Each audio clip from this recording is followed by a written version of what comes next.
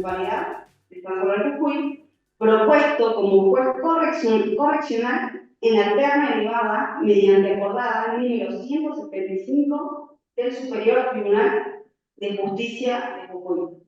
En el año 2018 asumió cargo de ayudante fiscal del Ministerio Público de la Acusación y a partir del año 2022 fue designado como juez administrativo del MIT.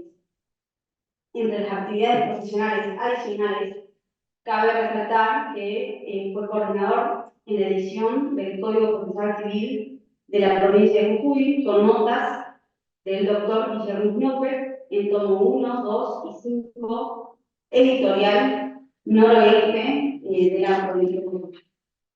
Lo invitamos a iniciar la exposición. Hola. Bueno, antes que nada agradecer al Colegio de Abogados y a la Comisión de Ingeniería del Colegio de Abogados, a la doctora Minervi y a toda la comisión por estas jornadas que iniciaron con la doctora Lorenzoni y la doctora Velarde y la escribana Marcote, y a mí en esta oportunidad me toca hablar sobre el tema de trámite minero y los recursos en el ámbito del procedimiento del juzgado administrativo de minas. Para esta presentación preparé en dos etapas porque hay un break al medio de la disertación, que voy a hablar de la coherencia entre los principios de derecho de fondo con las normas de forma. Y bueno, ahora vamos a empezar con el tema y en este sentido, cuando hablamos del Código de Procedimiento Minero, es importante distinguir las facultades que tiene la provincia para dictar su propia norma y crear su constitución. En el marco de esas facultades están las facultades no delegadas por la provincia de la Nación, y es de las que se encuentra la de dictar su código de procedimiento minero, que surge de las disposiciones del artículo 5, y 121 y 122 de la Constitución Nacional.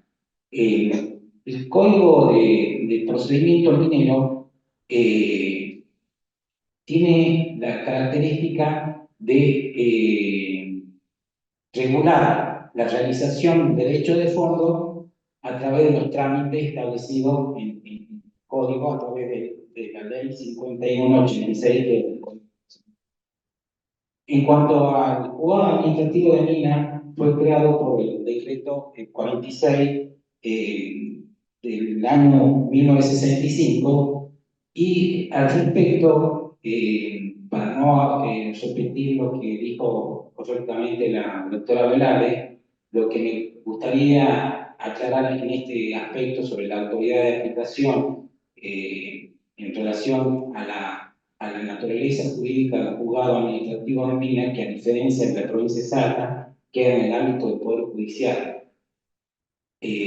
Retrocediendo a lo que ya dije, Salta, como es una facultad no delegada, optó por hacer una autoridad minera en el ámbito del Poder Judicial, y Jujuy optó por hacer el juzgado administrativo de minas en el ámbito del Poder Ejecutivo Provincial. Siempre hay algunos cuestionamientos, que si la potestad jurisdiccional del juzgado administrativo es constitucional o inconstitucional. Ese debate quedó ya descartado totalmente por el fallo que tomó en la tribuna, que es Fernández Arias contra Pollo de 1960. Ese fallo es importante porque todo juzgado administrativo, para que sea constitucional, tiene que tener lo que se denomina control judicial suficiente. En el caso de este de Pollo, se discutía que eran inapelables las resoluciones de un ente que tenía funciones administrativas de sanciones, y la Corte Suprema concluyó que siempre que haya control judicial suficiente, los órganos jurisdiccionales en el ámbito del Poder Ejecutivo son constitucionales. ¿Qué significa esto? Que las resoluciones que emita yo como juez de mina tienen el control suficiente a través de los recursos que vamos a estudiar hoy, primero revocatoria, apelación, que se tramita ante el juzgado, ante el contencioso administrativo y se puede agotar hasta la Corte o ante el Superior Tribunal de Justicia. Es decir, con eso queda garantizada la constitucionalidad y juridicidad del juzgado administrativo de mina. Pasémoslo. En esta filmina pongo coherencia de principio entre las normas de fondo y de forma. El código de minería tiene un ámbito de aplicación espacial, temporal y personal en cuanto a su vigencia y aplicación. ¿Qué es lo que quiero significar con esto? Que el Código de Minería, en virtud del artículo 75, inciso 12 de la Constitución, es competencia del Congreso de la Nación dictar los códigos de fondo. Y en este caso, como es competencia del Congreso, dictó el Código de Minería, como el Código Civil y el Código Penal. En ese marco, el ámbito de aplicación temporal, territorial es en todo el territorio de la República Argentina es válido. Ningún ciudadano de la República Argentina se puede extraer a la aplicación del código. ¿Qué es lo importante? Porque por ahí puede haber interpretaciones que algunos se quieran excluir de su aplicación y resulta inadmisible tamaña pretensión. ¿Por qué? Porque la aplicación personal y territorial es para todos los ciudadanos que habitan en la Argentina, incluso hasta los transeúntes y extranjeros que están sometidos a todas las normas que se aplican en el territorio de la República. La actividad minera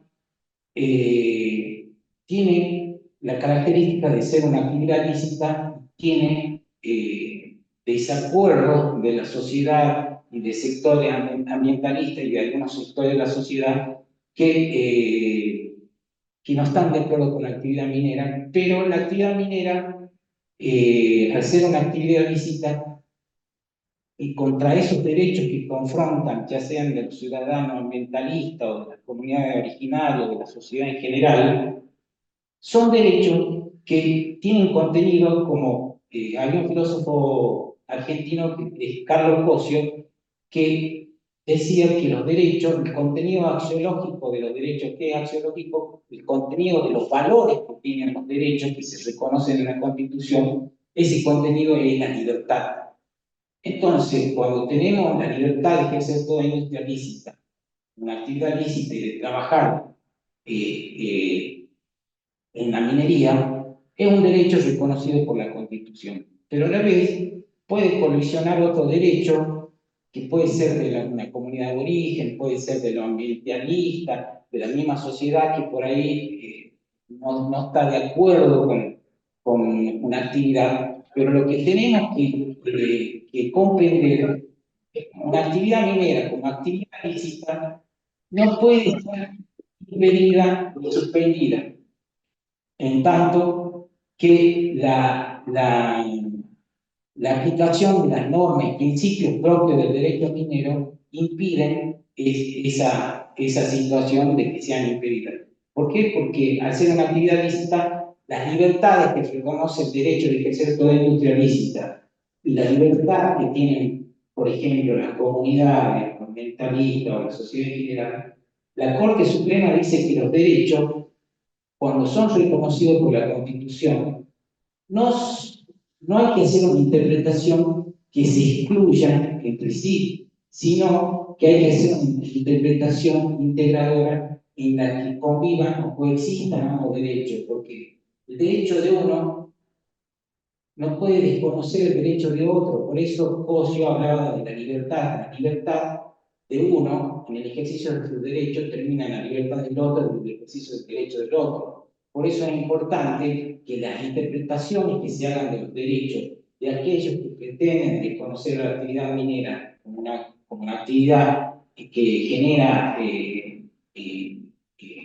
movimientos, movilidad social, producción y mejoramiento de la economía, es una actividad lícita. Entonces, la interpretación de los derechos no puede entrar en colisión. ¿Por qué? Porque si hacemos una interpretación en base a reglas de óptica de aplicación del derecho, que ley posterior deroga anterior, ley especial sobre ley general, acá la interpretación es que las dos normas que reconocen los derechos tanto de la actividad lícita de la minería y de trabajar en las comunidades ambientalistas son compatibles mientras ambos derechos se ejerzan dentro de los límites de lo que está permitido. Por eso, yo siempre hablo de que la actividad minera es lícita porque está regulada en esta norma.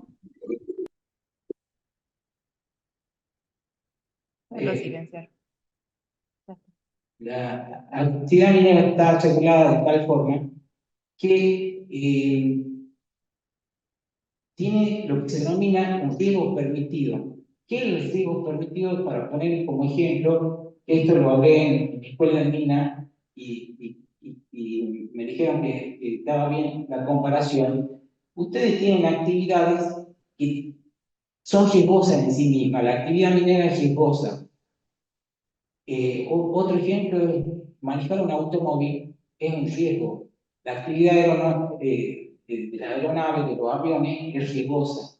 Y es tan reglamentada que se llama riesgo permitido. Vos podés realizar la actividad hasta acá.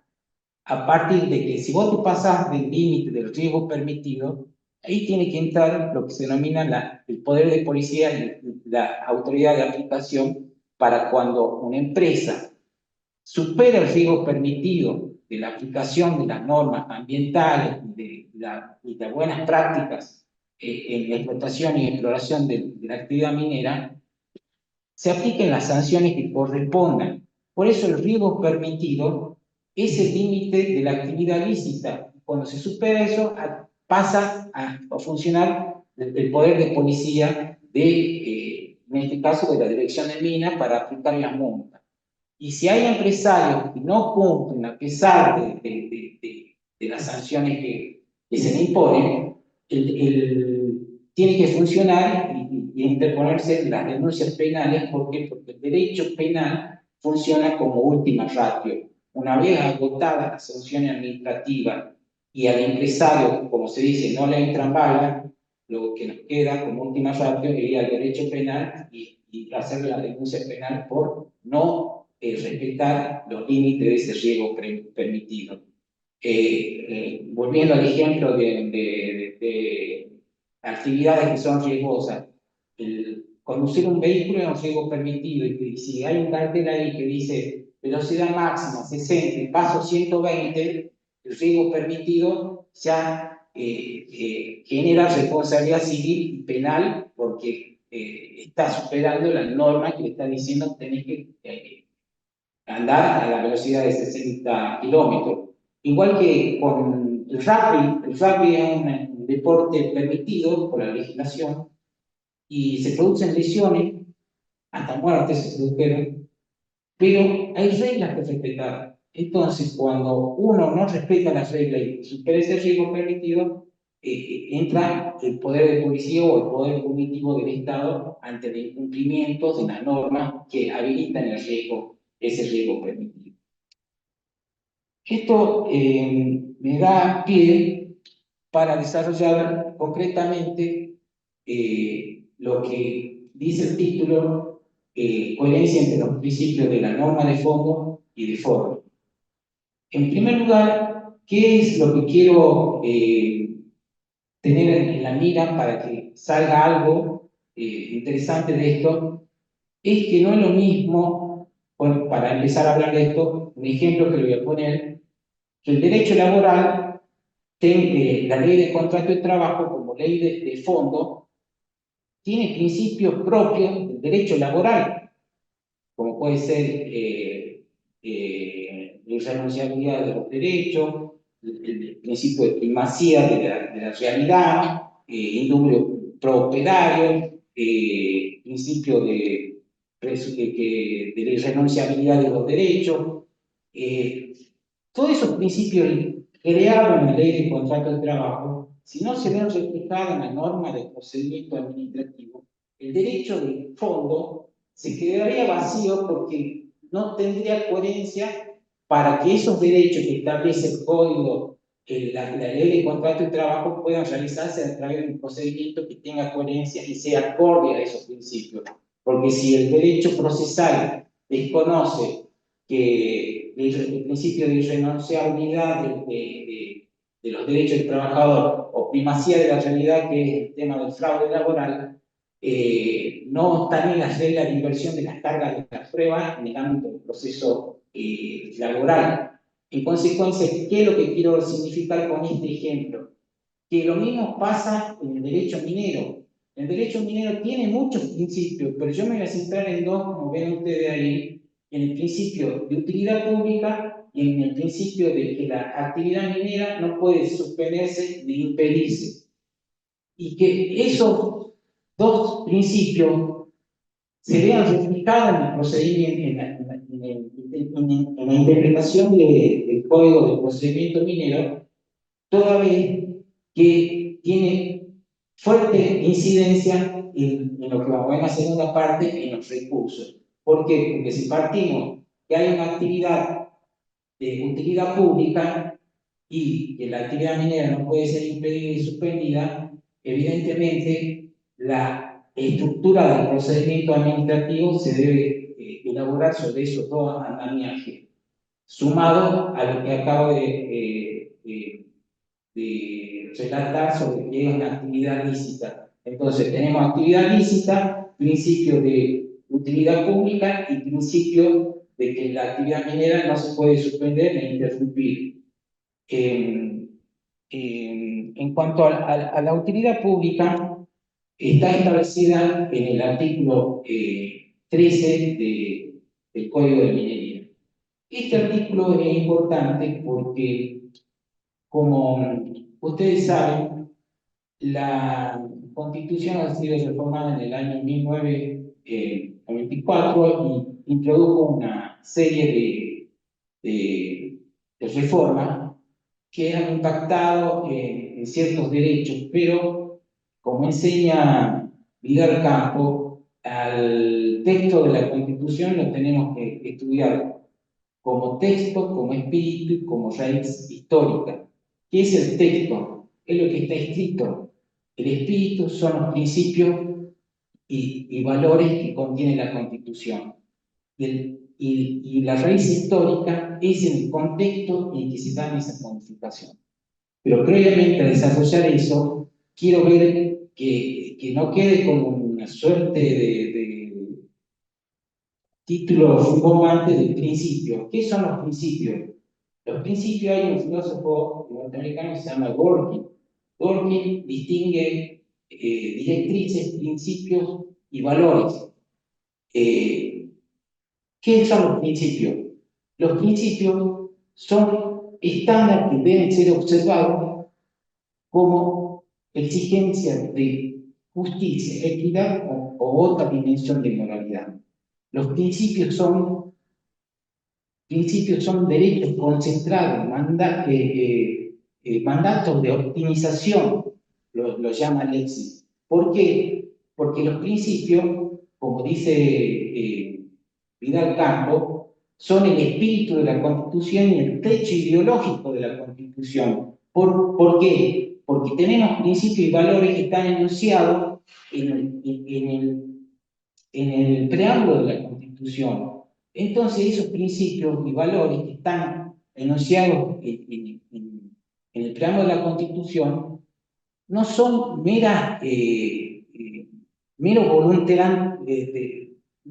acto de voluntad de un constituyente en que esa norma, esos principios y valores que están diseminados ahora en toda la Constitución, son meros deseos y no tienen fuerza normativa. Vidal Campo, como otros constitucionalistas, dice que el preámbulo y los principios y valores que contiene la Constitución tienen fuerza normativa. ¿Qué significa? Son enunciados normativos que deben ser el norte, que deben seguir la interpretación e integración de las normas. Entonces, los principios que estoy hablando van a ser directrices que se van a aplicar para la interpretación de las normas del procedimiento administrativo. Porque si la utilidad pública y si que la actividad no puede suspenderse, el derecho minero quedará vacío de contenido porque estamos aplicando reglas y principios de otra rama del derecho que son ajenas al interés que se quiere proteger de lo que legisla la ley de fondo, en este caso el Código de Minería. Es decir, no tiene que haber una falta de coherencia en ese sentido. Entonces, los principios, al ser mandatos de optimización, a la hora de aplicar los recursos y los procedimientos, esos mandatos, los principios como mandatos de optimización o derechos concentrados, al momento de aplicarse, desconcentran ese derecho y hacen que la aplicación de una norma sea acorde a los principios, a los intereses que quiere proteger el código de fondo, que en este caso el código de minería. Por ahí estoy hablando cosas que hay parte de filosofía del derecho y otra cosa que se mezclan porque por ahí no quería dejar sentado con título que impresione como principio y no de los conceptos de lo que son principios. ¿Y qué es lo importante de estos principios? Que los principios pueden ser competitivos, contradictorios y complementarios. ¿Por qué me detengo en esto de los complementarios? Porque con la reforma de 1994 y la raíz histórica de la reforma de 1994, no sé si ustedes se acuerdan, hubo un pacto de Olivo en el que se fijaron qué es lo que se podía modificar y no se podía modificar. No se podía modificar la primera parte de la Constitución, los principios de derecho y garantía no podían ser modificados en base a la ley de modificación de la Constitución. Y por eso se incorporan a través de la parte orgánica, se incorpora como facultad del Congreso, se incorporan los artículos 75, inciso 17 y el 75, inciso 22, en el que se incorporan los tratados de derecho internacional y los derechos de los pueblos originarios. ¿Qué es lo que voy con el tema de complementarios? Como el mismo pacto de Olivo decía que no se podía modificar, esa es la raíz histórica que hablaba Vidal Campos, como no podía modificar la parte orgánica, los convencionales deciden hacer un capítulo nuevos derechos y garantías, y en el 75, inciso 22, incorporan los tratados, y a la vez incorporan el 75, inciso 17. ¿Y cómo dice el 75, inciso 22? Que dice que los derechos y garantías reconocidos en los tratados internacionales que tienen jerarquía constitucional no se entenderán derogatorios de los principios y garantías que están en la primera parte de la Constitución y se entenderán como complementarios. En consecuencia, todos esos tratados internacionales que se han incorporado no vienen a desconocer los derechos que ya preexistían a la modificación porque está prohibido por la misma raíz histórica establecida por el Pacto de Olivo. En consecuencia, las interpretaciones que se hacen como que en el 94 me reconoció un derecho y es más extenso y más largo que vos tenías anteriormente, es una interpretación totalmente prescindente, derogatoria y arbitraria. Los derechos son para ser ejercidos dentro del ámbito de la libertad que se les concede el derecho.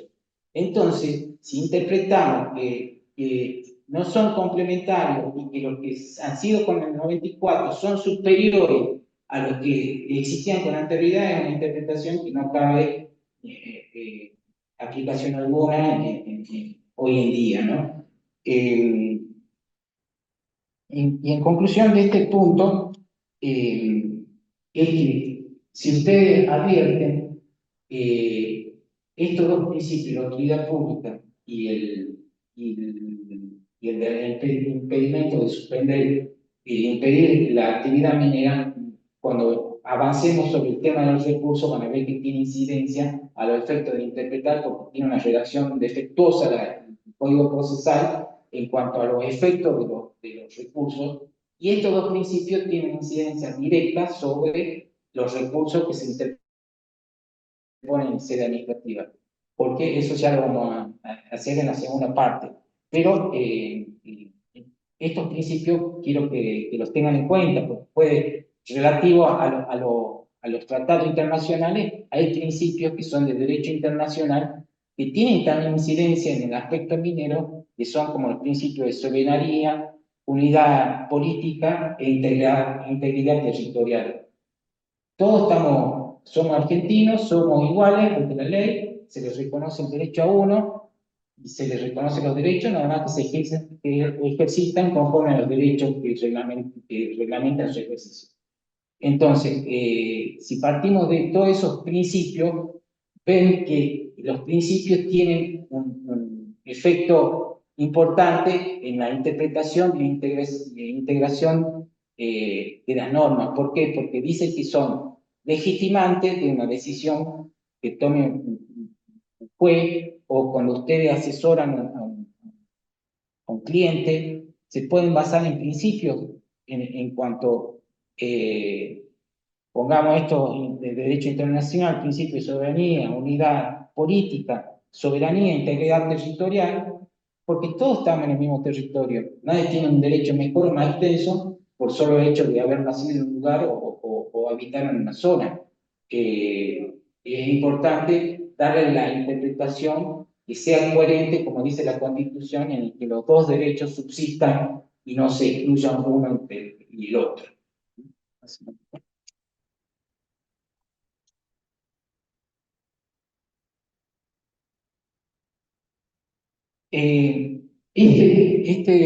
Esta turbina tiene, porque en la reunión anterior hablaba de los principios propios del derecho minero, que son esos dos, y agrego esto, la concesión legal, la naturaleza jurídica de la concesión legal como acto administrativo. Hablo como acto administrativo porque no hay concordancia en la doctrina si es un acto administrativo, es un acto bilateral, si es un acto de soberanía. Es una discusión que me parece ociosa. ¿Por qué? Porque si ustedes ven el artículo 1 del Código de Minería, dice que el Código de Minería rige los derechos, obligaciones y procedimientos. Al decir procedimiento, estamos hablando de que el Código de Minería tiene una ley de fondo y de forma. En consecuencia, la actividad, el Código de Minería, lo que protege es el interés del Estado porque es el dueño originario de los recursos naturales. Y entonces, como son bienes que le pertenecen como dueño originario, es competencia de la provincia o de la nación, según en el lugar donde se encuentren, de ser la autoridad concedente para los derechos que los particulares pueden explotar como a través de la concesión legal. ¿Y qué quiero traer a colación con el tema de la aplicación y considerar que a criterio mío es un acto administrativo?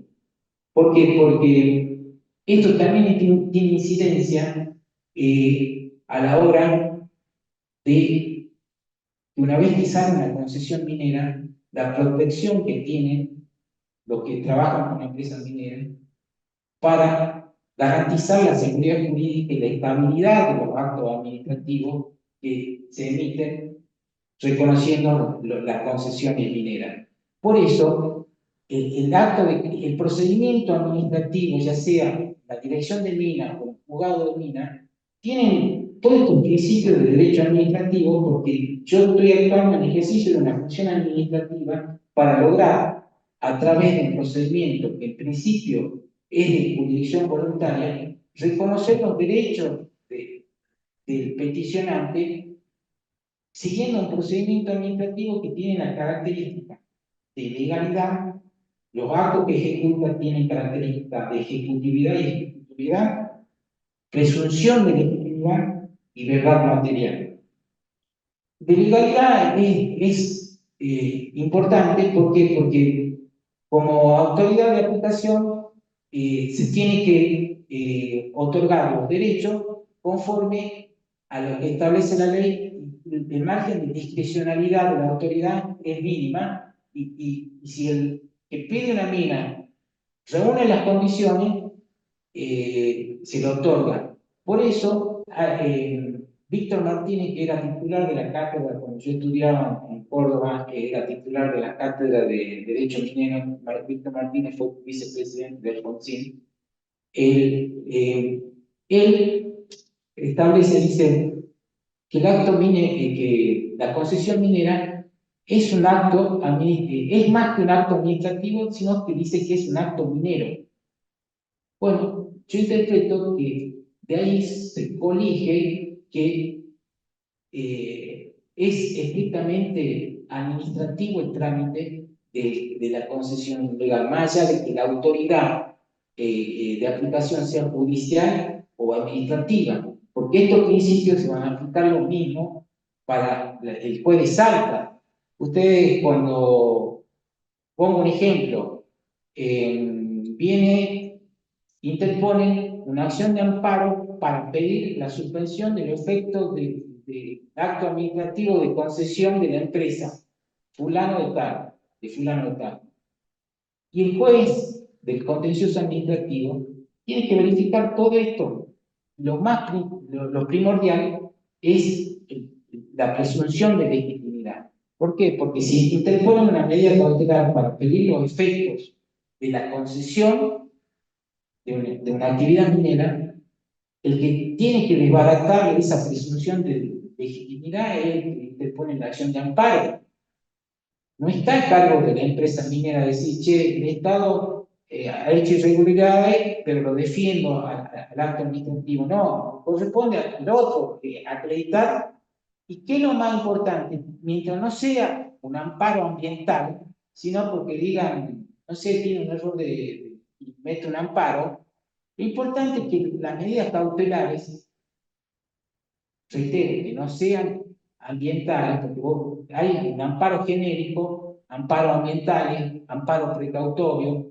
En Jujuy tenemos el mandamos, que somos 2 o 3 provincias que tenemos mandamos, y tenemos una especie de amparo. Cada uno tiene requisitos, amparo por mora, tiene requisitos específicos, pero cuando se pide una medida cautelar para la suspensión de un acto de concesión, no sea, reitero, ambiental, lo que hay que ver es que el juez tiene que ver esto, la legitimidad, presunción de legitimidad, la ejecutoriedad, y que la actividad minera no se puede suspender por la utilidad pública y por el artículo 17. En consecuencia, la visión que tiene para analizar el juicio de admisibilidad de una medida cautelar para suspender un acto de concesión debe ser lo más prudente y rigurosa posible del juez que va a ordenar una medida cautelar para suspender un acto administrativo que haya concedido derechos mineros. ¿Por qué? Porque si no sigue estos principios de derecho administrativo, evidentemente la resolución que disponga una medida cautelar no va a tener sustento jurídico porque estaría violentando todos estos principios de derecho administrativo. Veamos otro ejemplo.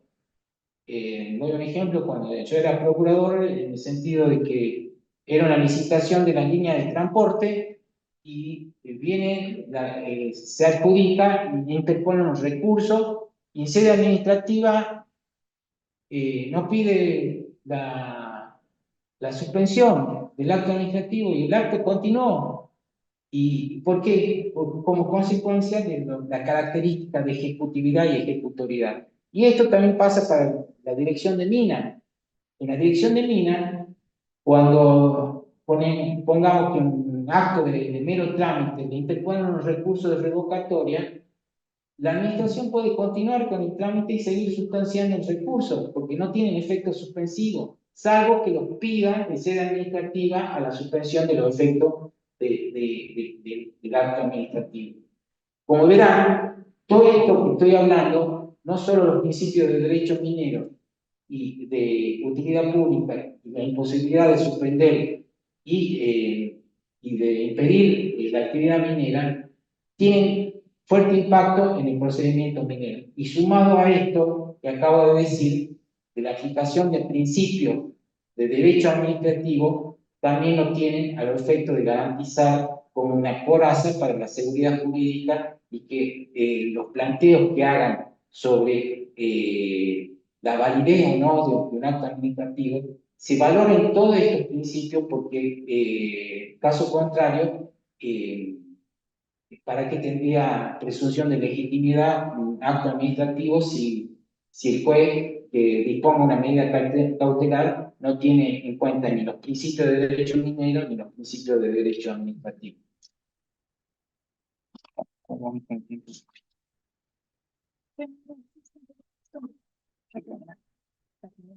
Sí.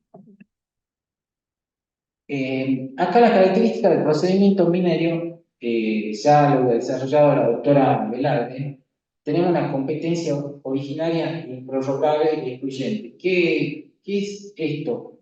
Es importante, ¿por qué? Porque ya vamos a ver con los casos que tengo más adelante, la competencia es justamente para la aplicación del Código de Minería. Cuestiones totalmente ajenas a los derechos de adquisición, exploración y explotación y aprovechamiento de sustancias minerales. Pongamos ejemplo entre socios de una empresa de impedimento minero, las cuestiones particulares que tengan entre ellos en la explotación o exploración tienen que ir a la justicia ordinaria, no soy competente yo. ¿Me explico? Es decir, que solo en la aplicación del código de minería. Todas las cuestiones extra del código de problemas societarios y problemas de la sociedad conyugal, si es mío o es tuyo, es competencia de la justicia civil. El impulso procesal es mixto, tanto del juez como del interesado o del administrado. En principio hablo de interesado administrado porque el procedimiento administrativo es de jurisdicción voluntaria.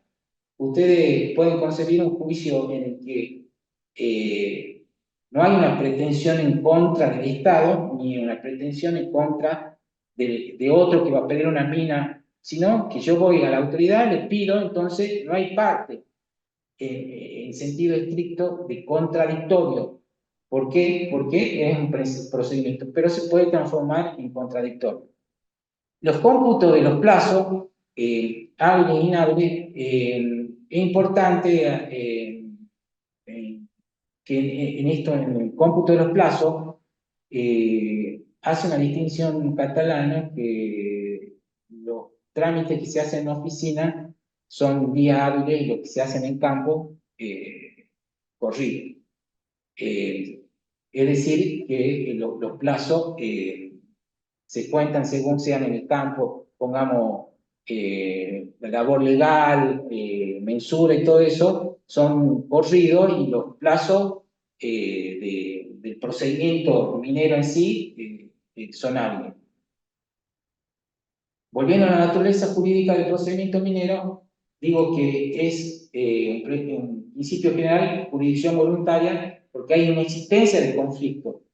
La función del juez es verificar la legalidad y declarar el reconocimiento del derecho. Esto también lo tenemos que tomar como principio. ¿Por qué? Porque sucede que se presentan e irrumpen intempestivamente en el procedimiento de una petición y pretenden hacer valer derechos que tienen otra oportunidad procesal para hacerlo, como es el caso en el periodo de oposición. Y hay un fallo que lo tengo más adelante en el que el contencioso ya se refirió en eso, porque interpusieron a la vez incidente de nulidad y a la vez incidente de oposición. Y el contencioso, ¿qué es lo que hizo? Dijo, rechaza el incidente de nulidad y que se sustancie por el incidente de oposición porque tiene mayor amplitud de prueba y debate.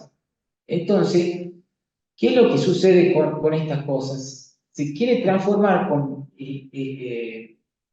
peticiones extemporáneas antes de tiempo un procedimiento de jurisdicción voluntaria en un procedimiento contencioso cuando no corresponde. En consecuencia, derechos que se pueden ejercer al momento de la oposición y se ejercen antes, deben ser declarados inadmisibles y que se ejerzan en la oportunidad que corresponde. Es importante eso y hay ya un fallo del contencioso administrativo. Y el tema excepcional del contencioso minero, es importante que se hagan en etapas oportunas que son después de las publicaciones. Entonces, cuando los procedimientos empiecen a funcionar regularmente y los planteos que sean extemporáneos antes de tiempo sean declarados inadmisibles y que sean ofrecidos en base a esta jurisprudencia del contencioso en la oportunidad de hacer la oposición.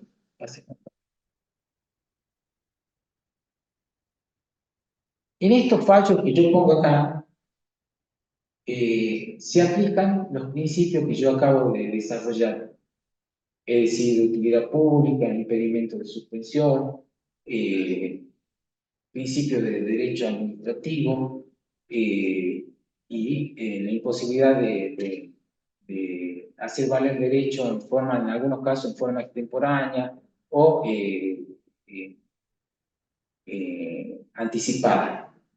El fallo Zambrano contra Jujuy, si ven en la fecha de 1938, y Orella de 1938 también, estos dos fallos, ¿qué es lo que establecen en concreto? Que la autoridad de aplicación, es decir, el juez de mina, cuando una vez que concede los derechos mineros, la propia autoridad minera no puede revocarlo por sí mismo alegando vicios de nulidad, sino hay que acudir a la justicia. ¿Y cómo se acude a la justicia en este caso? Es por lo que se denomina una acción de lesividad. ¿Qué es la acción de lesividad? Es la acción que tiene a cargo el Estado cuando advierte que una concesión, ya sea el juez, ha sido inducido en error y ha cometido un error y grave que contiene una nulidad absoluta, no es facultad sino obligación del Estado solicitar la nulidad en sede judicial, no en sede administrativa. En estos casos se ha declarado la nulidad en sede administrativa, caso Orella y Zambrano. Entonces, y acá se me abre un interrogatorio. ¿Qué pasa en Salta? La resolución que saca el juez del Poder Judicial se llama sentencia de concesión, acto de concesión. ¿Qué hace el Estado, Fiscalía del Estado, como control de legalidad de una sentencia de concesión que otorga la provincia de Salta a través de un juez? Porque dice que el juez administrativo tiene que ir a la justicia a solicitar, pero acá estamos en la justicia. ¿Quién es competente para la declaración de nulidad de una sentencia, de un acto de concesión del juez del Poder Judicial de Salta? A mi criterio, no deja de tener la naturaleza de acto administrativo, por más que lo haya dictado un juez del Poder Judicial, ya que, caso contrario, el Estado tendría que interponer una acción de cosa juzgada ilícita. Pero partamos de la base, la sentencia esa se considera sentencia en sentido técnico del Poder Judicial, o un acto administrativo o un acto de concesión. Es decir, son dudas que plantean interrogantes. ¿Por qué? Porque las vías que se van a ejercer una acción de cosa juzgada ilícita para dejar un acto de concesión en el Poder Judicial de Salta o una acción de lesividad que tiene que ser Fiscalía de Estado. Es una discusión, digamos, de academia o de la universidad, pero alguna vía jurídica tiene que tener para corregir concesiones que contengan nulidades y que, porque como reitero, es obligación del Estado dejar sin efecto aquellas que vulneran el principio de legalidad que yo había hablado hace rato. La resolución en la resolución 61 de Comunidad de Origen Pozo Colorado, Negada de Actuaciones, en esto hubo numerosos planteos de nulidades que se habían sido rechazadas por el contencioso administrativo y por el Superior Tribunal, hoy Corte Suprema. ¿Qué es lo que hice? Había recursos pendientes de resolución que lo resolví yo, y esto está firme, por eso lo estoy comentando. En estos casos, a los argumentos ya sostenidos por el contencioso administrativo y el superior, que en síntesis se resumen en que al momento, fíjense, son concesiones de 1986, están pidiendo en el año 22 o 23 nulidades de concesiones del 86.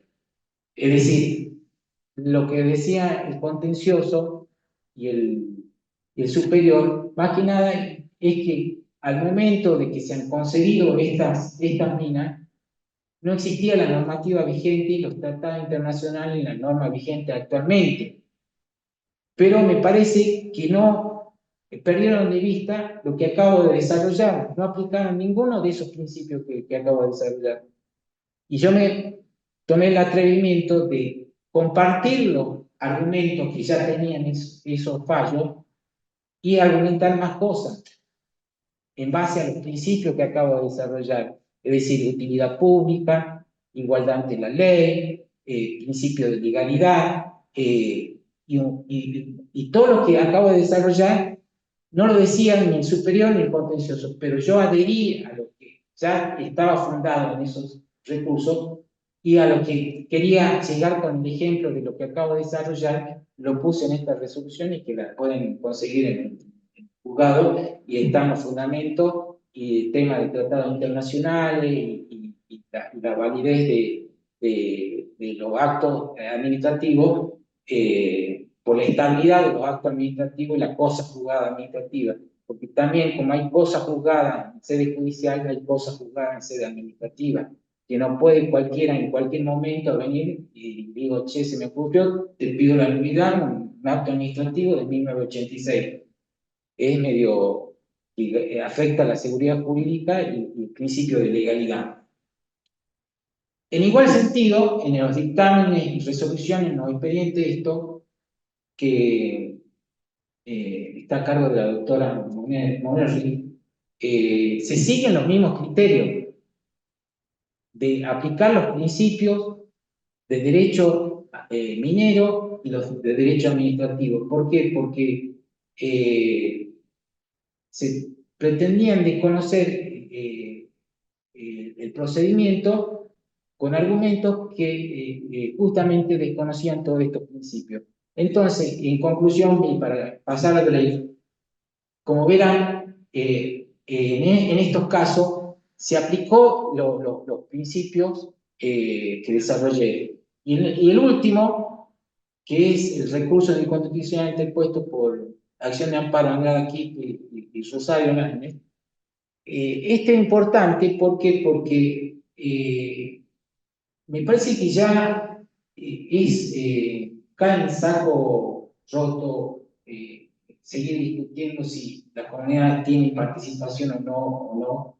Si ya en este recurso, que fue hasta la Corte, creo, y fue admisible, declarado las quejas que interpusieron y se dio por cumplido la participación de las comunidades, estos fallos que me tomé el trabajo de ponerlo acá, siguen estos principios. Entonces, la conclusión de esta parte de la exposición es que cuando veamos de hacer una petición o tengamos un conflicto, demos primacía a los principios del derecho minero que tienen influencia directa en la estructura del procedimiento administrativo minero. Porque caso contrario, se pretenden aplicar reglas del derecho civil, reglas del derecho del derecho procesal civil cuando ya analizaremos el tema de los recursos en cuanto a los efectos de la concesión de los recursos. Bueno, los dejo, capaz que lo aburrí y hablé muy rápido, pero capaz que técnicamente no me entendieron por lo acelerado que hablé, pero si tienen dudas, me preguntan ahora. Hay un micrófono ahí. Bueno, pasamos al coffee break entonces. Bueno. Pasamos al coffee break. Ahora acérquense ahí atrás, que pasamos al coffee break 10 minutos y volvemos para seguir con la exposición, la segunda parte. Gracias.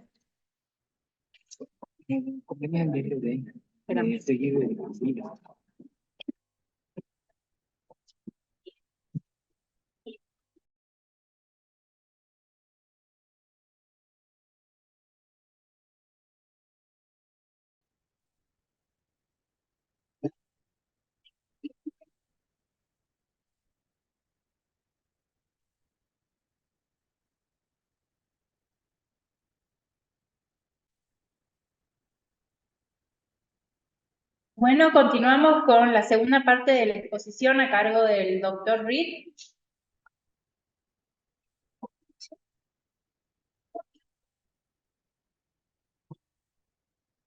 Bueno, en esta segunda parte voy a desarrollar el tema específico de recursos en el ámbito del juzgado administrativo de mina.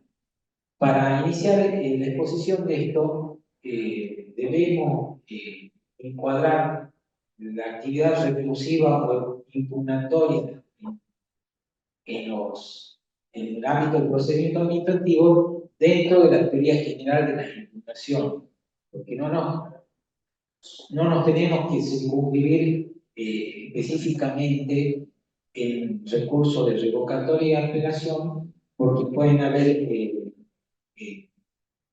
incidentes en unidades o en unidades específicamente que se interponen conjuntamente con la apelación. Y como han advertido, también hay otras clases de acciones que también se llaman impugnaciones, como lo que hablé de la acción de lesividad y la acción de cosa juzgada irritada, que también son medios impugnatorios de actos del juzgado administrativo de mina.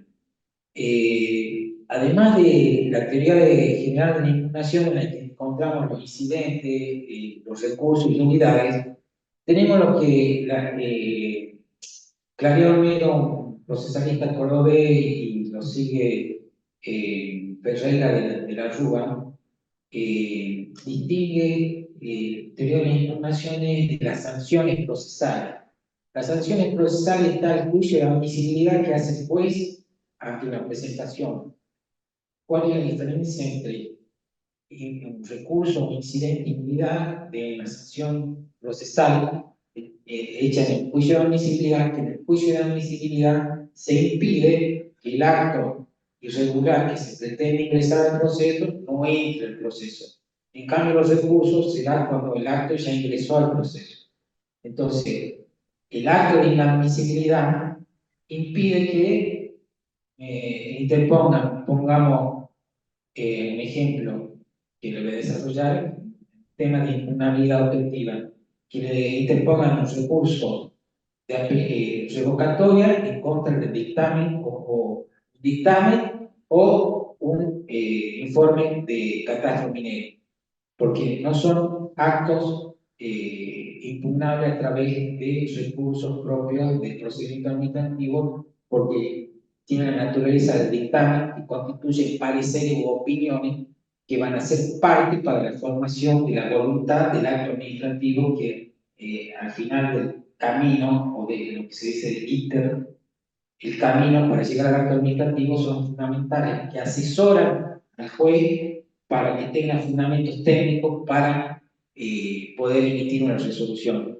Yo puedo pedir emisión de dictámenes a la Dirección de Minas, como pasó en el caso Tadeo 1 y Tadeo 2, que previo a emitir la resolución, pedir un dictamen de una cosa novedosa del tema de tierra rara, para ver la categorización, si era de primera o segunda categoría. Y ese dictamen no puede ser objeto de recurso de observación.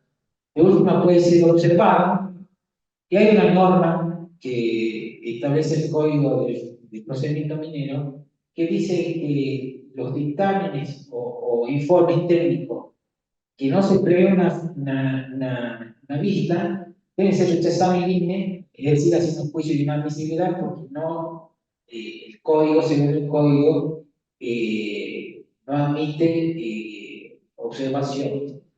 A mi criterio, los dictámenes pueden ser observables y que esa observación el juez pueda valorarla al momento de emitir la resolución. Por eso me parece un excesivo rigorismo formal que ante un dictamen interno o técnico presente una oposición y uno haga uso de la facultad de devolverlo y no escuchar o leerlo, por lo menos en qué consiste la observación. Y si yo aferro al formalismo estricto de esa norma, en realidad es como que me estoy pegando un tiro en el pie yo solo, porque capaz que esa observación, por más que no sea un acto de información, yo al momento de decidir voy a tener la posibilidad de valorar si lo que me están observando tiene razón o no. Pero es una cuestión interpretativa que hago yo y que también para los que litigan no son recursibles los dictámenes. Pueden ser objeto de observaciones o impugnaciones, pero no son objeto de utilidad ni nada de eso, sino que pueden ser valorados por un buen momento de resolver y pueden ser objeto de recursos de que el juez ha sido mal asesorado por ese informe, pero tiene que dar elementos de juicio suficientes para que un dictamen técnico, el juez se aparte del dictamen técnico, porque yo no soy geólogo, y menos agrimensor, para apartarme de informes técnicos que escapan a mi formación profesional. En consecuencia, las meras discrepancias o opiniones que no tienen sentido en cuanto al informe técnico, evidentemente no van a ser valoradas al momento de emitir la resolución. Eso al efecto de distinguir en las sanciones procesales el juicio de admisibilidad, porque hay una norma específica en el Código de Minería, en el procedimiento minero, en el que establece que son inadmisibles aquellas presentaciones que sean para observar o oponerse a un dictamen. Aclarado eso, paso a ver los principios generales de los recursos que después los de desarrollar en cada recurso, que es legalidad. La legalidad significa que hay recursos que están previstos específicamente en la norma, y esto cuando lo desarrollaré más adelante cuando hable de la impugnabilidad objetiva. El interés es el agravio o gravamen que sufre el que va a recurrir. Eso lo voy a desarrollar en la impugnabilidad subjetiva también. El tema de la temporalidad es el plazo en el cual se debe ejercer la vía impugnaticia que se elige. Junto a la temporalidad está de la limitación en cuanto en base al nuevo Código de Procedimiento Civil, da la facultad al juez de que aquellos recursos que sean estrictamente abusivos o dilatorios, o en situaciones que hacen un ejercicio abusivo de los derechos, puede declarar inadmisibilidad y desechar los recursos. más cuando estamos en el procedimiento de jurisdicción voluntaria, que, como verán, cuando yo desarrolle el tema de los recursos en particular, es principalmente importante que se apliquen los principios que desarrollé hace rato en la presentación. Y este reformatorio imperius es importante para ustedes, para los administrados, a los que recurren. El reformatorio imperius es, o reforma en perjuicio, cuando uno interpone un recurso, lo interpongo para mejorar mi situación procesal, no para que el juez se extralimite y le cause un mayor perjuicio que el pretendido revocar con el recurso que interpuesto. Le doy un ejemplo. En un caso, y creo que la doctora Basuti me patrocina en ese caso, resulta que meten una demanda pidiendo la exclusión de una tutela sindical que ya se encontraba vencida. Le contesto la demanda, está, señor juez, no hay litigio porque me está planteando una cuestión abstracta de una cosa que ya no existe, y cuando me contesta hecho nuevo, me interpone, me incorpora una prueba en la que acredita otro mandato sindical, el que estaba vigente. Entonces, yo cuando dicen téngase por contestado lo hecho nuevo, solicito el desglose de esa prueba incorporada, porque era una prueba que tendría que haber sido interpuesta al momento de demandar, porque me estaba cambiando los términos los términos de la litis. En consecuencia, el juez produce la prueba y cuando dicta sentencia, hace lugar a la demanda con el mandato que no había sido objeto de demanda. Entonces yo le interpongo una aclaratoria, que no es un recurso, es un remedio para subsanar errores formales, materiales o conceptos oscuros. Me dice rechazar la aclaratoria y yo, ¿qué le pedí en la aclaratoria? Que me aclare qué mandato estaba excluyendo, si es que el demandado no estaba vigente y el tercero ha sido interpuesto extemporáneamente. Y me dice, como diciendo, vos te tirás el pícaro, te pongo sanción, multa, no sé qué. Yo he recurrido para decirme qué es lo que estaba excluyendo, de buena fe, si lo que estaba excluyendo no estaba demandado. Y ahí está el ejemplo del reformatorio imperio. Ahí, si bien yo metí recurso de aclaratoria, el juez, en vez de aclararme la resolución, me sanciona. Me explico qué sentido práctico tiene el reformatorio imperio en la práctica profesional. Cuando uno recurre para mejorar la situación, no para que el juez te perjudique y te ponga en una peor situación a la que estaba al momento de recurrir. Y este principio, bueno, lo pongo porque es el principio de la teoría general de la impugnación.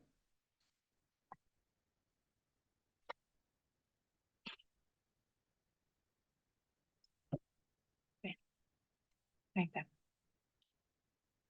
En nuestro Código de Procedimiento Minero hay dos recursos. Y me dirán, bueno, y el de la aclaratoria, si nos vamos a la sistematización de los recursos revocatorios y de apelación están aparte de los recursos, y el de declaratoria está en el capítulo de las resoluciones del juzgado administrativo. Consecuencia de una cuestión si lo consideramos recurso o no, pero ya me voy a explayar sobre eso y también voy a dar ejemplos sobre situaciones de aclaratoria. Los transcribo acá los recursos porque ustedes saben que, como yo estoy insistiendo acá, es un procedimiento netamente administrativo, y cuando ustedes leen cualquier rama del derecho, ¿cuáles son las fuentes del derecho? Las fuentes del derecho, dice, son la ley, la costumbre. Y en el derecho administrativo, la práctica administrativa es una fuente del derecho en el ámbito del derecho administrativo. Y si ustedes leen acá, en ningún lado dice que el recurso de revocatoria y de apelación se tiene que interponer conjuntamente. Ustedes notan ahí que se interpone en forma conjunta. Esto es importante para que vean la falta de técnica legislativa también que tiene esta redacción, porque si ustedes ven el 128, habla de revocatoria y habla, si ustedes ven, no lo dice explícitamente el 128, de los recursos revocatorios en el juicio contencioso y en el de jurisdicción voluntaria, y dice, cuando haya contraparte, ¿cuándo va a haber contraparte? Cuando se transforme en contencioso. Regula, el 128 regula los dos, digamos, recursos revocatorios para de jurisdicción voluntaria y para el contencioso. ¿Me explico? El 129 habla de que se interpondrá el recurso de apelación y será otorgado libremente, y el 130 habla del recurso en lo de jurisdicción voluntaria. Y en lo de jurisdicción voluntaria no dice en qué efecto se concede. En consecuencia, ¿cuál es la interpretación que debemos hacer? En base a todos los principios que yo desarrollé anteriormente. ¿Por qué? Porque la técnica legislativa de hablar recurso libremente, ¿por qué? Porque siguiendo a Ferreira de la Rúa, los recursos de apelación pueden otorgarse en relación o libremente. ¿Qué es libremente? Que cuando yo recurro, la Cámara de Apelaciones yo puedo interponer más pruebas y ofrecer más pruebas. Y en relación, se debe limitar el juez de alzada a resolver cómo quedó planteada la resolución y no se pueden agregar pruebas. Pero el libre y en relación, dice Ferreira de la Rúa, pueden ser otorgados con efecto suspensivo o efecto no devolutivo. Entonces, esta técnica legislativa de distinguir libremente sin saber si es suspensivo o no suspensivo, genera toda esta incertidumbre que se soluciona en base a principios que yo hablé en el capítulo anterior. Porque si hablamos en juicio de jurisdicción voluntaria que irrumpe un tercero como de la nada, aparece de la nada, ¿ustedes creen que es razonable que ya esté a punto de concederse, que paralice y meta recursos y le demos efectos suspensivos dando una interpretación en base a oscuridades? ¿Qué es lo que tenemos que hacer? Por eso se dice que los principios que yo hablé al principio de esta charla son integradores y sirven para la interpretación. Y por eso, cuando no son claros los textos, debemos acudir a esos principios. Porque si nosotros le damos lugar a un tercero que intervenga en un proceso de jurisdicción voluntaria a querer rapiñar el proceso para quedarse con la mina, evidentemente estamos interpretando mal los principios que pretenden protegerse a través del procedimiento, el interés que protege el derecho de fondo. ¿Por qué? Porque hay un interés público. Entonces, lo que quiere la minería es que no haya interrupciones indebidas y por lo tanto es la finalidad de esta presentación para que vean lo que yo estoy diciendo, cómo se soluciona la interpretación en aplicación de los efectos del recurso. Y pásame. Si usted advierte, y lo adelanto porque ya más adelante está el caso, el contencioso administrativo, en caso que ya lo vamos a ver, que esto yo ya lo sostenía, pero nadie me lo planteó, pero bueno, si hubiese tenido la oportunidad, lo hubiese hecho, que tiene la posibilidad de interponer los recursos de forma autónoma, es decir, primero revocatoria y después apelación, porque el código no lo dice. Y eso el superior tribunal, en el caso que ya lo vamos a ver más adelante, sostuvo esa posición. ¿Por qué? Porque no está legislado y la supletoriedad que establece el artículo 1 del Código de Procedimiento es todo lo que no esté previsto en esta ley, en el Código de Procedimiento. Y si en el Código de Procedimiento no dice que la apelación, la revocatoria y la apelación tiene que ser interpuesta conjuntamente, debe interpretarse en base a la literalidad de esto, que tienen que ser interpuestos en forma autónoma. ¿Por qué? Porque ya hay una práctica, digamos, esa práctica no sé si se dejará sin efecto o no, pero lo importante de esto es que la falta de técnica legislativa, si bien ahora el nuevo código establece una mayor amplitud para detectar la admisibilidad de los recursos y la concesión, cómo se van a conceder, pero para la solución interpretativa, como legitimante, como integradora e interpretativa, deben aplicarse los principios generales que hablé hace rato. En cuanto a la impugnabilidad subjetiva, responde a la pregunta: ¿quién puede recurrir? La impugnabilidad subjetiva es quién puede recurrir.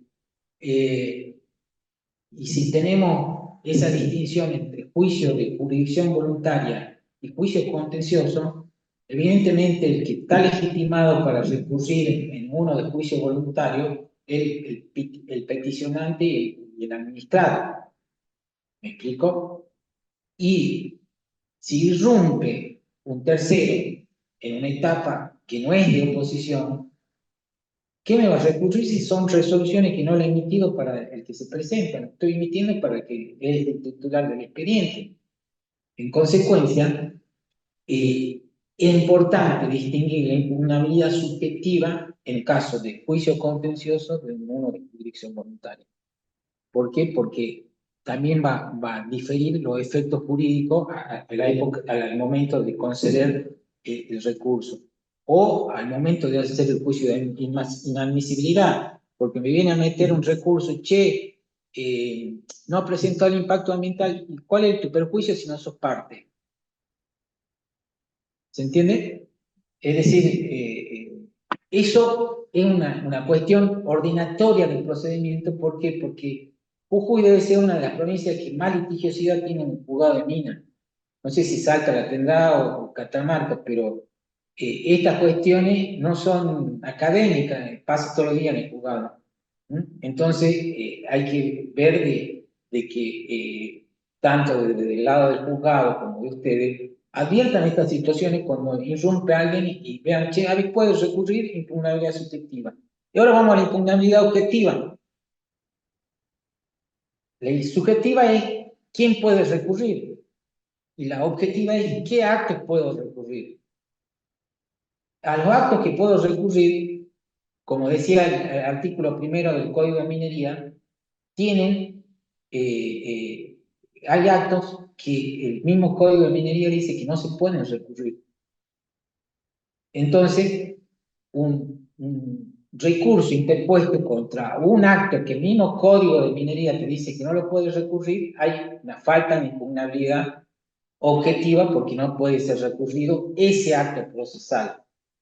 Y otra cuestión de la impugnabilidad objetiva es que no se pueden recurrir los dictámenes e informes técnicos, como ya dije anteriormente. Y ahí tenemos el ejemplo. El 219 del Código de Minería dice: cuando la caducidad fuere dispuesta por falta de pago del canon minero, caso contrario a la solicitud, ahí si no paga el que pide una mina, mina vacante, creo, mina vacante, si el que pide la mina vacante no paga lo que adeudaba el anterior, dice, la solicitud será rechazada y archivada sin lugar a recurso alguno. ¿Qué significa esto? Que ese acto no puede ser impugnado objetivamente porque no lo admite el código.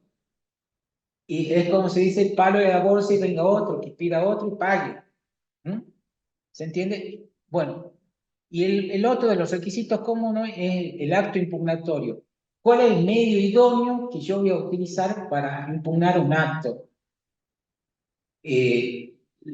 Uno puede impugnar los actos del juez a través de los recursos de revocatoria y apelación previsto en el código, y que, como recién dije, son autónomos y también por incidente, los incidentes de nulidad. Y después de la concesión, como ya le dije, el que quiera hacer caer una concesión tiene que ir por nulidad, acción de lesividad o acción de cosa juzgada y irrita. Pero yo ya no soy competente en ese asunto. La admisibilidad y pertinencia de los recursos. Como dije, cuando se interpone un recurso tengo que ver el juicio de admisibilidad y que está sometido a estas dos cuestiones, de impugnabilidad objetiva y subjetiva. Si yo veo que no cumplen lo que acabo de decir, si el que irrumpe no es parte en el proceso de jurisdicción voluntaria, le tengo que declarar inadmisible el recurso porque yo no te lo he dictado para vos, se lo he dictado el que está pidiendo, no te puede causar agravio porque vos no eras parte cuando lo dicté. Porque viene y te dice, che, no presentó el informe de impacto ambiental, y aparte dice que se presenta pidiendo, no presentó el informe de impacto ambiental, una que no hay peticiones de nulidad de tercero, solo en el interés de la ley. ¿Qué significa esto? Por más irregularidades que haya en el acto, en el procedimiento, el juez no puede que venga como una suerte de fiscal, un tercero, decir, che, no presentó el impacto ambiental.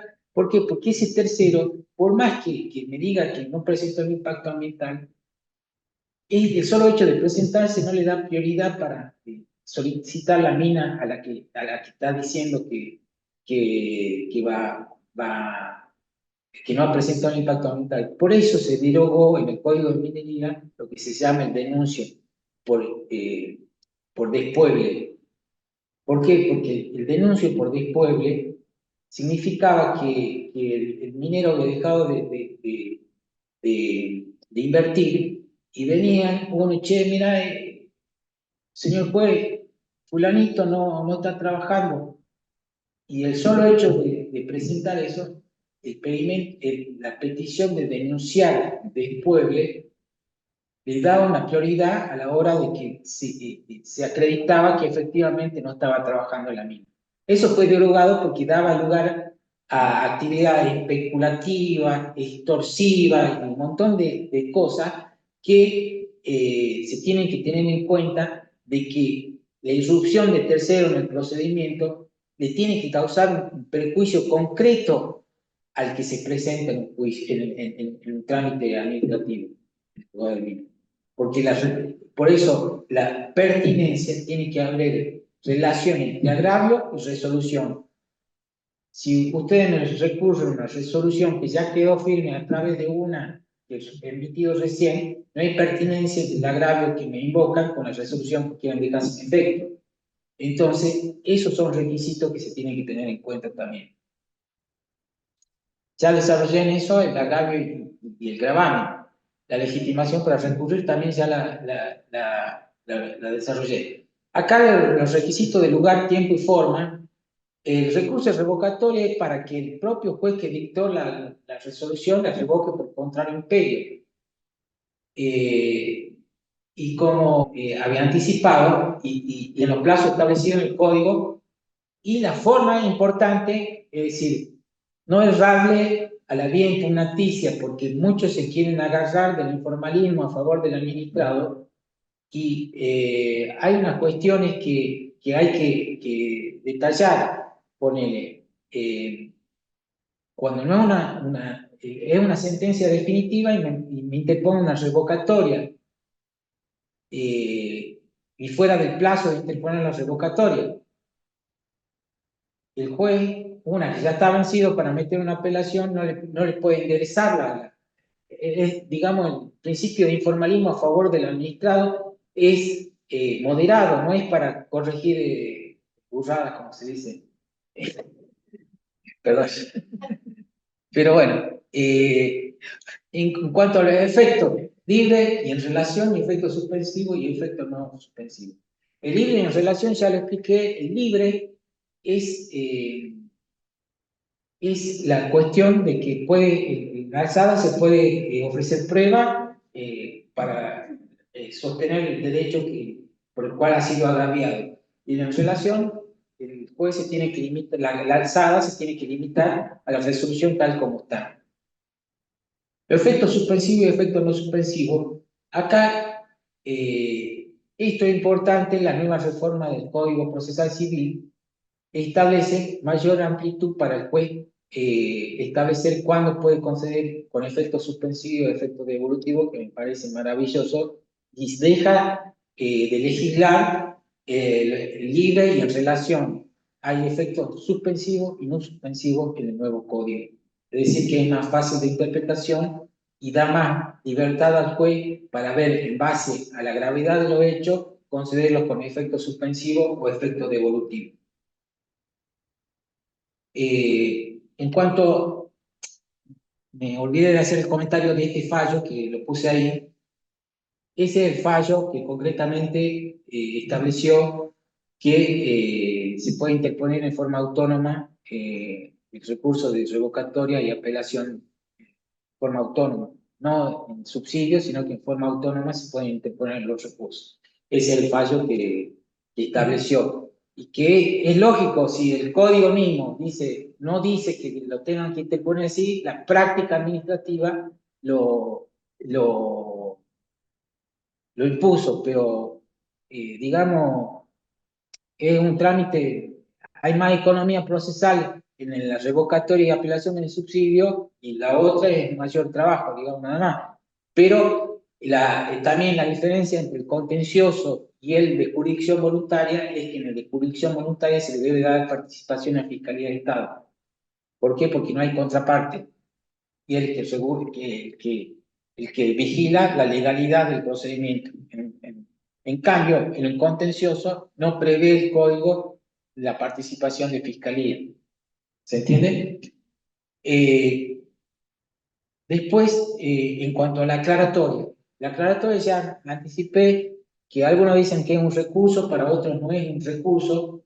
Y en relación a los efectos es importante esto, y que lo continúa el nuevo Código de Procedimiento, que establece que los plazos para recurrir empiezan a correr a partir de la resolución aclaratoria. A diferencia de otros códigos que solo interrumpen la aclaratoria cuando le hacen lugar a la aclaratoria. ¿Se entiende? Es decir, Jujuy y La Rioja tienen efecto suspensivo la aclaratoria. Y acá quiero dar un ejemplo de un caso particular también que ha sido novedoso. Era una situación de un juicio de divorcio que yo demandaba por causal objetiva en aquellos momentos del código anterior, y me reconviene por una causal subjetiva. Y me pongo a estudiar y leer y veo que se puede hacer reconvención de la reconvención. Entonces reconvengo. Y me admiten la reconvención, y esto era novedoso. Y el que me tenía que contestar la reconvención mete una aclaratoria y dice: señor juez, ¿en cuánto tiempo tengo que contestar el traslado? Dije, claro, el artículo de la aclaratoria dice que la aclaratoria interrumpe los plazos para meter recursos, no para otros actos procesales. Y el contestar traslado está en el mismo código que te dice los traslados son de 10 días o de 5, o las vistas son de 5 o de 10 días. Entonces, el juez no le aclara, y yo el día 11 a las 9 de la mañana digo: pido decaimiento del derecho a contestar la reconvención. ¿Por qué? Porque él quería contestar después de la resolución aclaratoria.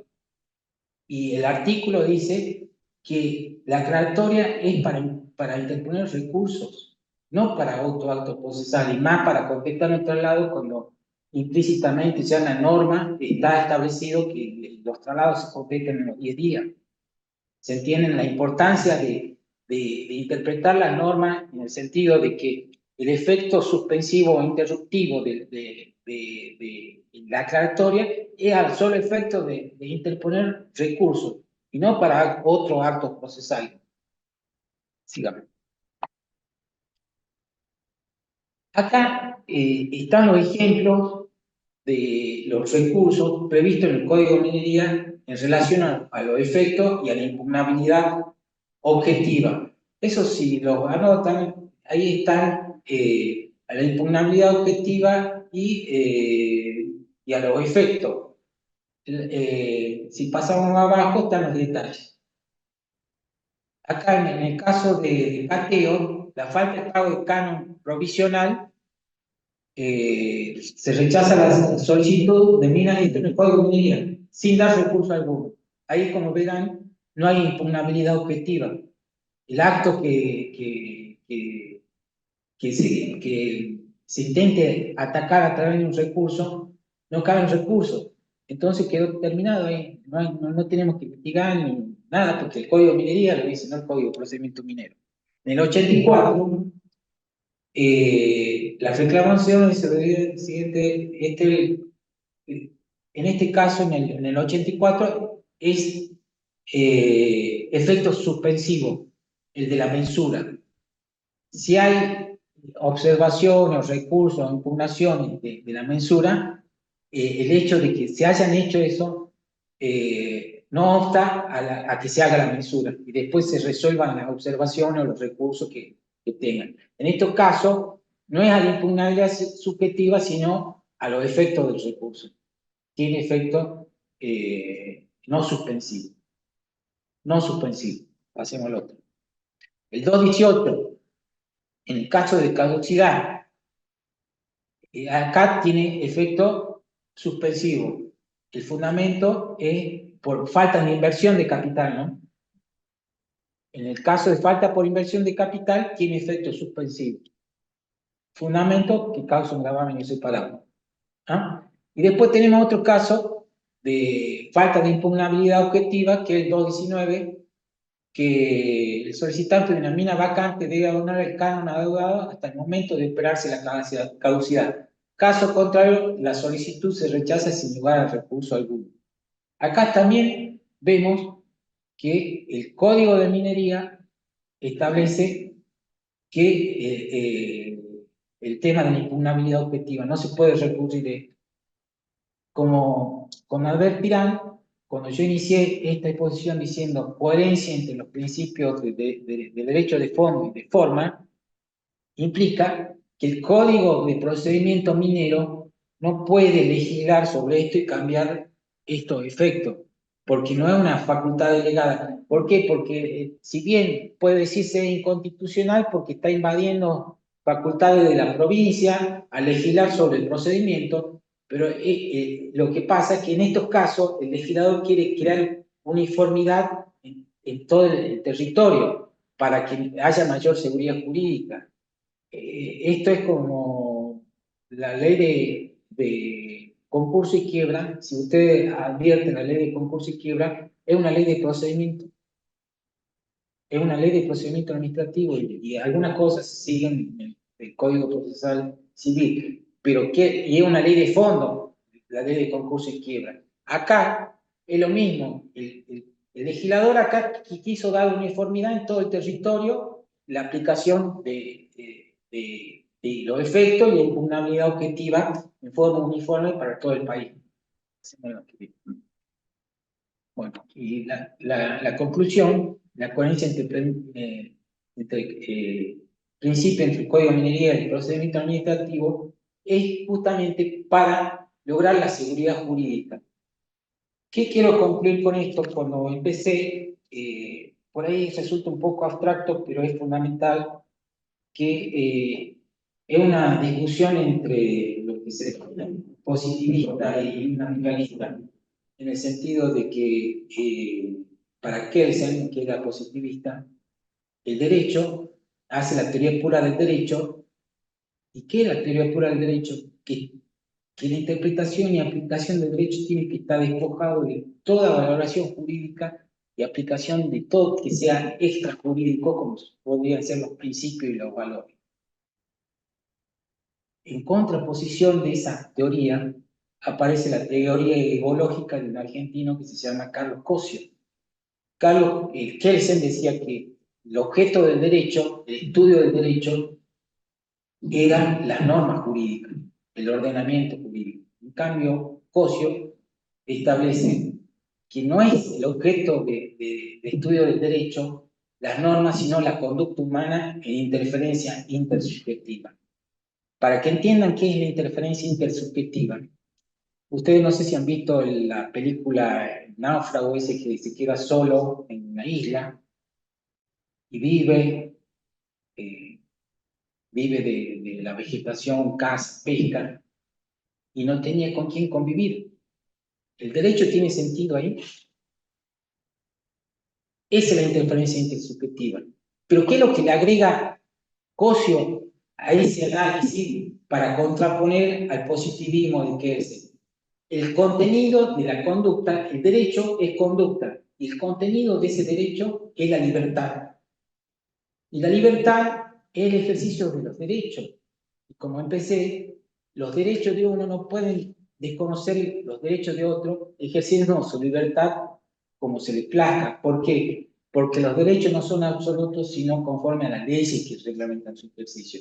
Y deben ser interpretados toda normativa de fondo con los principios acordes a las normas procesales de fondo. Lo que quiere decir que analizando eso, no nos tenemos que cerrar en lo que sostenía Kelsen, en una sola en la norma, sin aplicar principios y valores. ¿Por qué? Porque, como ya lo expliqué,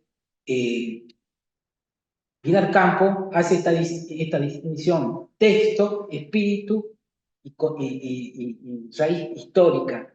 Y todo eso es el derecho, y por eso Vidal Campo, y como otro filósofo argentino alemán, que es Wolnitz, que desarrolla la teoría tridimensional del derecho, porque dice que el derecho, a diferencia de Cosio, el derecho es dimensión normológica, dimensión sociológica y dimensión dickelógica o axiológica. ¿Por qué? Porque a diferencia de Cosio, el contenido del derecho no es la libertad, sino la justicia.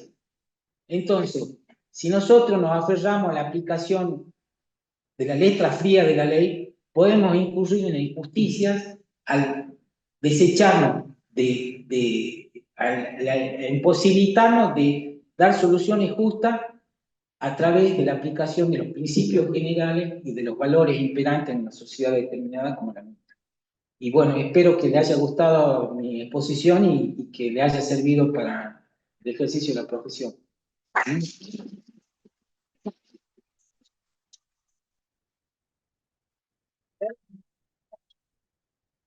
Consultas, preguntas, sí, Doc. Por el Zoom también, si quieren hacer consultas, ahí veo yo el chat desde acá.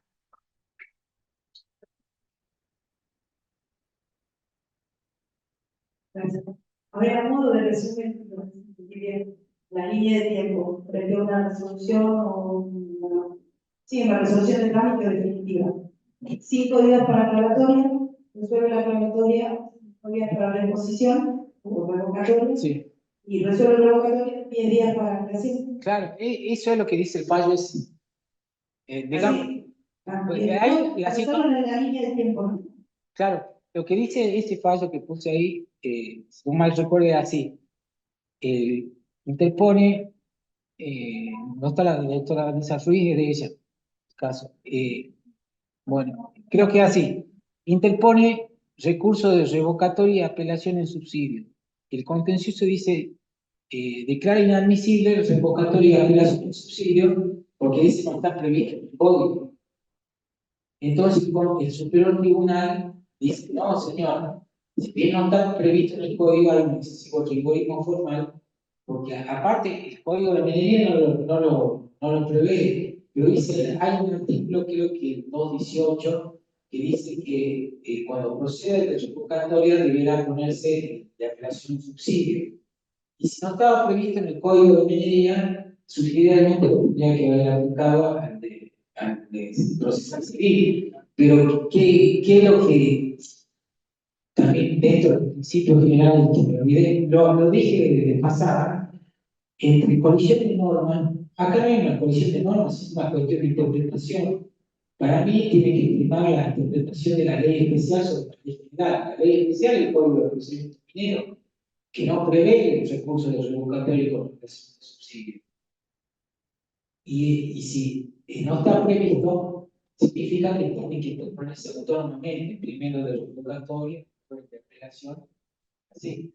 Pero en la práctica, por eso digo que en la práctica la práctica en el derecho administrativo es generadora de fuente, y esto viene aplicándose desde hace tiempo, y bueno, no es que sea nocivo, sino que para mí es más fácil porque hay economía procesal, pero digamos, la cuestión para el que está de afuera, la posibilidad de hacer de esa forma no es inadmisible, sino que se aplica el Código de Procedimiento Minero como ley especial sobre ley general, que es el Código de Procedimiento Civil y Comercial.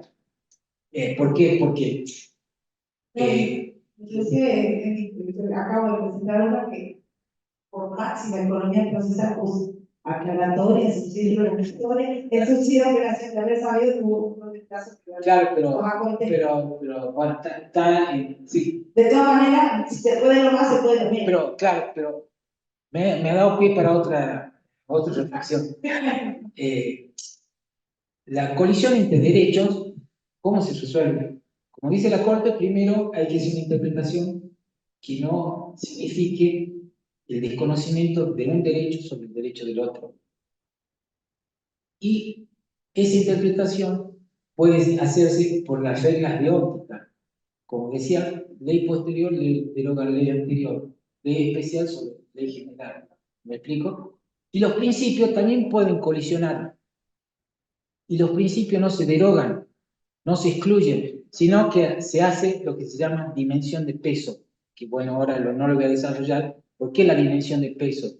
Si está en juego el principio o un valor jurídico de ejercer toda actividad lícita y otro valor jurídico, el juez cuando decide, este deroga este, no. El juez tiene que tomar una decisión de ponderación de los valores y principios en juego. No se excluye, sino que el juez tiene que decir, yo le doy validez a este principio sobre este.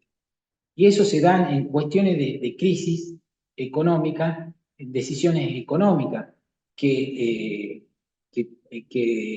en los dictados de leyes de emergencia económica, por ahí se dictan normas que afectan los derechos de las personas, pero justamente la naturaleza de las normas de emergencia económica son provisorias y para superar una emergencia. Y la Corte lo admite, ponderando un principio de la integridad del país económicamente a que se restrinja provisoria o temporariamente los derechos. Entonces, si vos ves ahí los principios en juego, no es que se excluyen, sino que el juez debe ponderar al momento de decidir por cuál se inclina. De eso depende también, que otra cosa que se puede hablar más adelante, el tema de la ideología del juez frente a la colisión de principios, o de derechos, o de valores. Gracias, ¿no? Regreso de la línea del tiempo. Sí. Y plantea la aclaratoria. Sí. Y resuelve. Arranca Para allí el plazo para revocatorio. Sí. Completo. Claro. Claro. 5 días. Después resuelve la revocatoria, Claro. y acá y 10 días para apelación. Sin embargo, yo tengo una, no de doctor, pero sí una decisión del juez donde me dice que me quedaba ¿Yo? el saldo. No, El juzgado saldo del plazo, que la aclaratoria como que había suspendido el plazo para interponer el recurso y me quedaba un día. Entonces, yo, bueno, en ese caso, lo que hice fue plantear el recurso en el 24 horas que quedaban, no planteé. Claro, no, pero claro, lo que pasa es que con el ejemplo que yo le di, capaz que los confundí, pero el ejemplo que yo le doy es porque él había metido una aclaratoria y en vez de meter un recurso, contesta la reconvención después de resuelta la aclaratoria y ya tenía vencido el plazo para la reconvención. Porque no dice el artículo de la aclaratoria los plazos para cualquier acto administrativo empiezan a correr a partir de 5 días. Si no, para recurrir no hay más. Entonces la aclaratoria no tiene efecto suspensivo, no, Sí, sí, no, pero lo que no me... Se computa completo. Los 5 días. Claro, es que no, pero lo que sucede es que no tiene efecto suspensivo, empieza a correr de nuevo. Claro. Eso dice el artículo. Claro. Entonces, capaz que el ejemplo... Pongamos un ejemplo no es mía, ¿no? De acá. Pero no es una interpretación mía, sino de ese paso que puso. Sí. Pero la confusión, yo le pongo otro ejemplo para que no. Pongamos en el juzgado de Mina. Viene y córrase vista del informe de registro gráfico y me interponen una aclaratoria diciendo cualquier cosa. Y después se les vence algún plazo y no recurren y contestan o dicen otra cosa. Ahí no interrumpido. Yo rechazo la aclaratoria y ustedes meten cualquier otro acto administrativo que no sea recurso. ¿Me explico? Es decir, no, la aclaratoria interrumpe el plazo para recurrir nada más. Acá la escribana quería... O no, sí, escriban. Bueno, yo voy a plantear un conflicto. Con el tema del pago del canon provisional. El canon provisional, sí, a mi entender, debe ser total. Resulta que hay varios supuestos donde se solicita un rastreo y el pago de canon se hace parcial, ya sea por error o cualquier motivo. Así que no sé, aplicando el 2018, si es de aplicación, si se toma pago parcial como un incumplimiento o requiere información de completar el pago. Eso va a ser una cuestión de que se decida y seguramente va a terminar en la justicia, porque pongamos un ejemplo, hay un pago parcial, esta teoría de las obligaciones, hay cumplimiento o incumplimiento o cumplimiento parcial. Entonces, pongamos un ejemplo, yo te pago sin intereses, vos no haces reserva, pero hay cumplimiento parcial de una obligación. Ahí lo que puede decir la Cámara Contencioso Administrativo, che, pero te pago porque no le entiendo que pague la diferencia. No, pero ¿qué es lo que pasa? En situaciones de paridad. Y es la práctica en el caso de pago de canon parcial. Como si un vigente, pago de canon parcial. No, la escribana está hablando. Ahí es justamente el tema de la paridad, que es lo más. Claro, pero... Todo,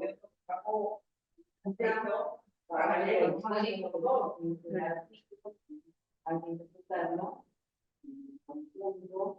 entonces dice que el representante tiene derecho no pague una condición para el pago. En el caso del niño bancario. No, del canon provisional. Claro. Porque en el 2019, en el caso de Mina Vacante, a mí me llama la atención que el dispositivo que está en la página, hay un entre paréntesis que dice 3 semestres. O sea, yo voy a pedir una Mina Vacante. La Mina Vacante puede haber recibido de forma natal o por falta de pago canon o por cumplimiento de otra condición de pago. No era por canon. Yo estimo que la mina está vacante. Hago la petición como vacante. Y en el instructivo de la página, donde están los formularios, ahí describe todos los requisitos a cumplir. Y ahí yo veo que no sé dónde viene, que dice acreditar el pago de 3 semestres de canon. Claro, pero ahí lo que yo entiendo que esos requisitos no se pusieron todas las condiciones de incumplimiento de amparo, sino aquellas que solamente es de falta de pago, porque si no tendríamos que decirle para cada supuesto de amparo. Pero no será que en la vida vacante hay que pagar el canon histórico, por ejemplo, porque el código dice que se deroga el canon aumentado hasta el momento de declararse la caducidad. Eso en épocas anteriores a veces dictaba desde el hecho concreto del espacio de pago, que es anticipado, una anualidad de 2 meses produce la caducidad en pleno derecho. Eso antes, incluso antes de la reforma de los 90, era otro en la consideración. Entonces, por ahí pueden haber quedado minas que deban mucho canon, digo yo. ahí sí, la doctora le va a contestar, la doctora Velar.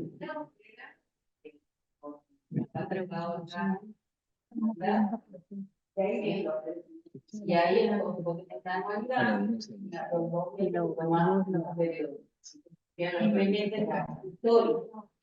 Sí, entonces Sí, los 3 semestres específicamente para la caducidad.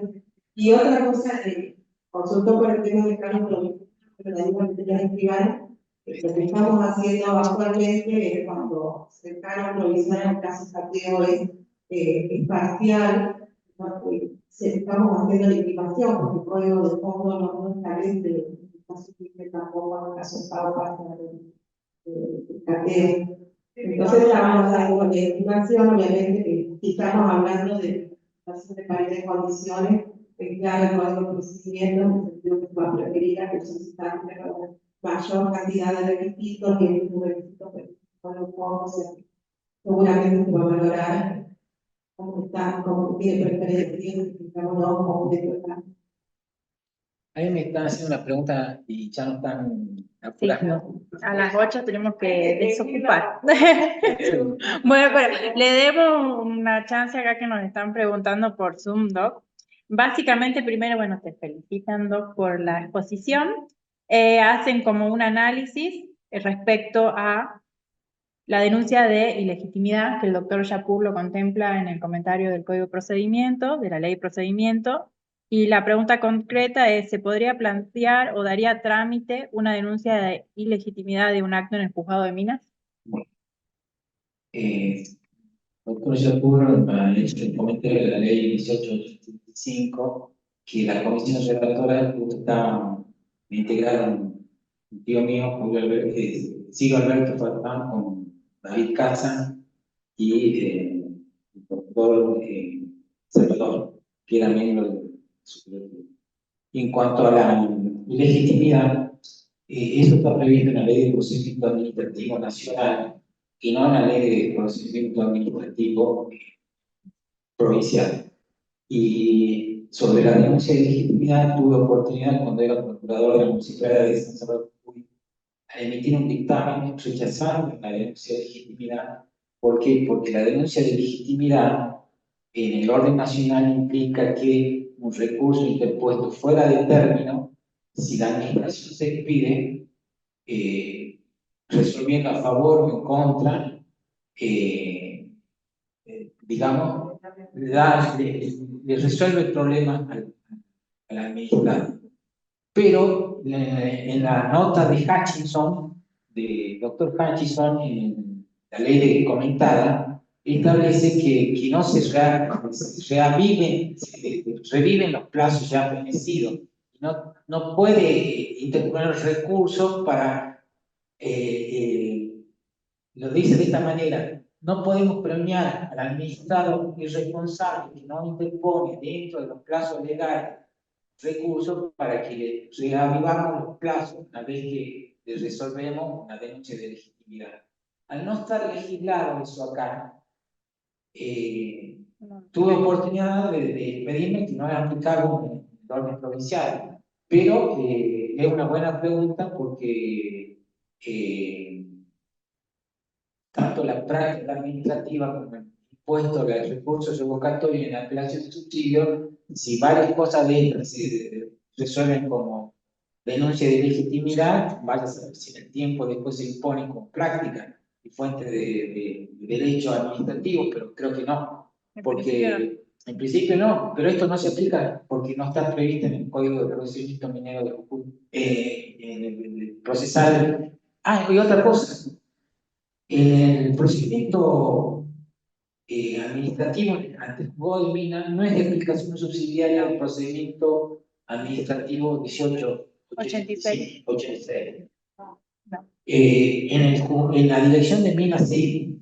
Y ahí en la dirección de minas rigen también todos esos principios que yo hablé, de legalidad, ejecutividad y ejecutoriedad, para la protección y la seguridad jurídica, la que quería, con la conclusión, terminar la exposición. Bueno, espero que haya sentido y al colega que hizo la pregunta muy buena, así que espero que sea útil.